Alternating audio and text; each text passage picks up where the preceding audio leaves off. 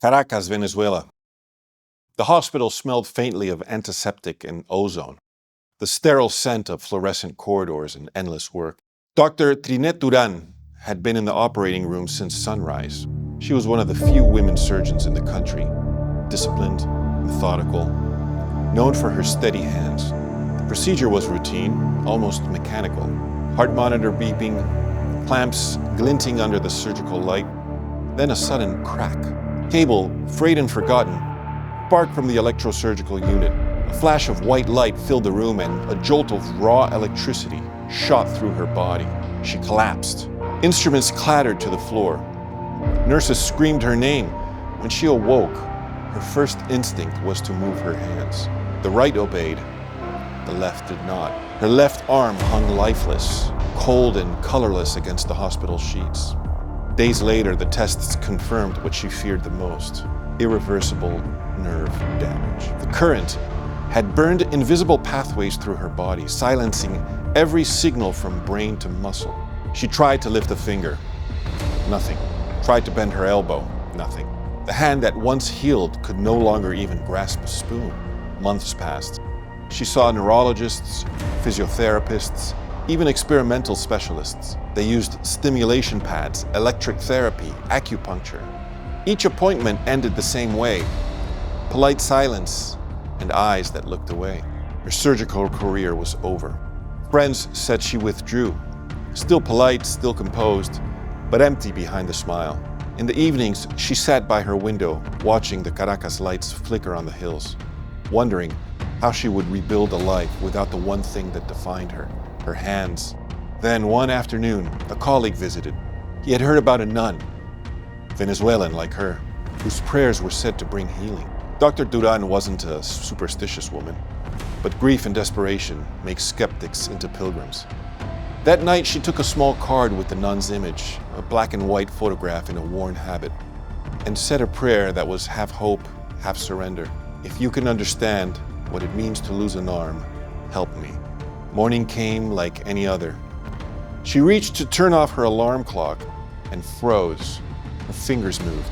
She flexed again, first her wrist, then her elbow. A rush of warmth spread through her arm, like fire running under the skin. The motion traveled from her fingertips all the way to her shoulder. Within seconds, full movement returned. Strong, effortless, complete. Doctors examined her for weeks. There was no trace of residual damage. The paralysis that had resisted every known therapy had vanished overnight. And here's the part that left even unbelievers speechless. The woman she prayed to, the nun whose intercession she sought, had herself been born without an arm.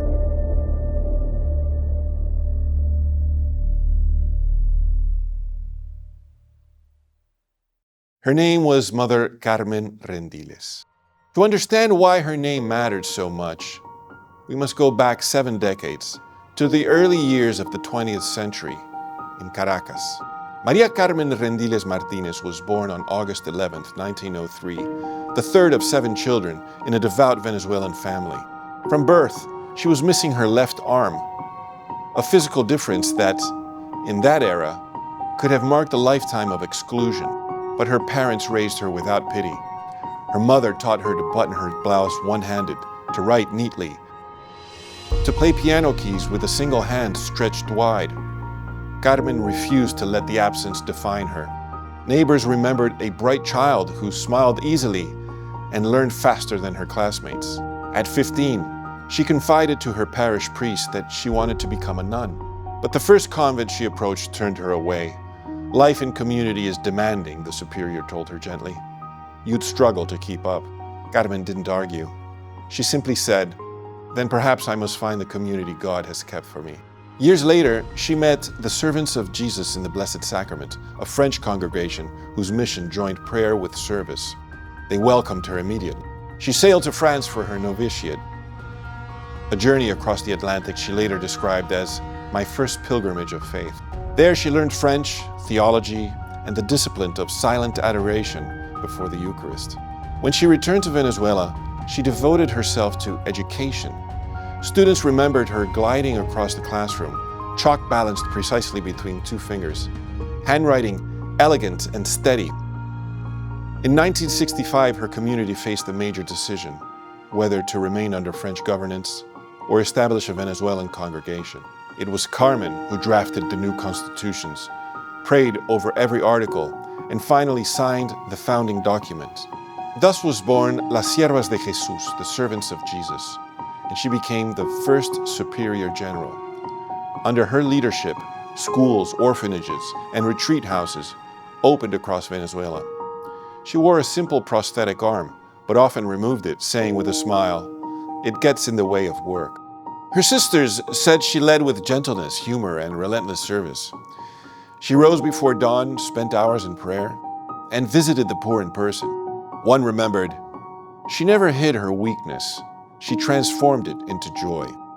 Mother Carmen died on May 9, 1977, quietly and without fanfare.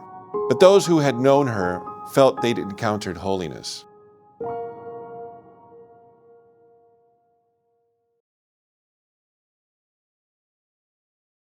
Pilgrims began visiting her tomb.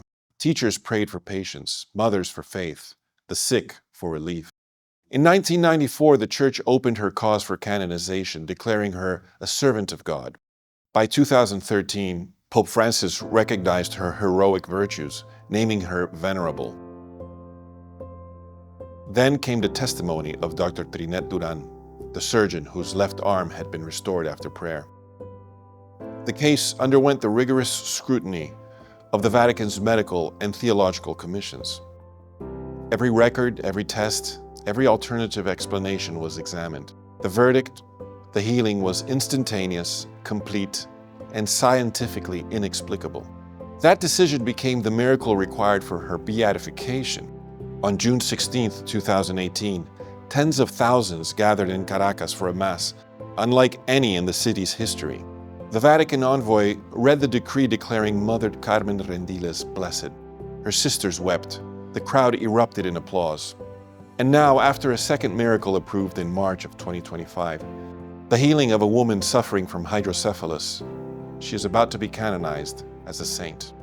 On October 19, 2025, the name of Mother Carmen Rendiles will be proclaimed at St. Peter's Basilica, the first Venezuelan woman ever raised to the altars. Mariam a Monte Carmelo Rendiles Martinez.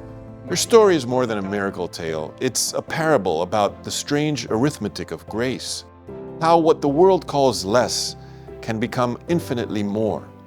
A child born without an arm became a teacher, a foundress, and a model of preservation. A surgeon who lost the use of her arm found it again through her intercession. Two lives decades apart, joined by a single mystery, the hand that could not move and the woman who never had one. For Venezuela, Mother Carmen is a miracle of resilience, a saint born from quiet faith, not spectacle. And for anyone who's ever felt incomplete or disqualified, her life proclaims a truth too easily forgotten. God doesn't need perfect instruments. He just needs willing hearts. Do you believe Mother Carmen truly deserves to be canonized? Did she truly intercede in those miracles? Leave a comment and be sure to include where you're writing from.